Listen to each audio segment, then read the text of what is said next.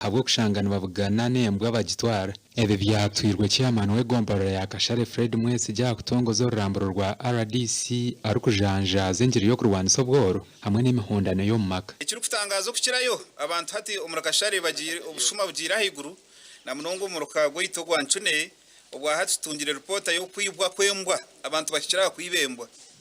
ahabukuba already hati twine list yembu 3 ezibarigire kwiba umugomborora yito mumuranga abashumabo unabo basekwetwara bamanyangu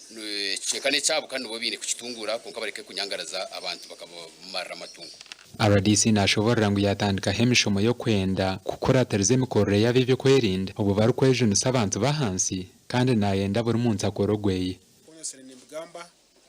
ubushuma bw'amatungo n'ibindi bintu by'abantu hamwe no ku Rwanda amataka Rwanda bugamba haha kandi abebembeza bamwe abo butagira buringaniza abo bushomankuzi nabo butagira bwesugwa abantu tubakubazaho ku batabazaho birukanye mu office za higuru urizemirmo washangwe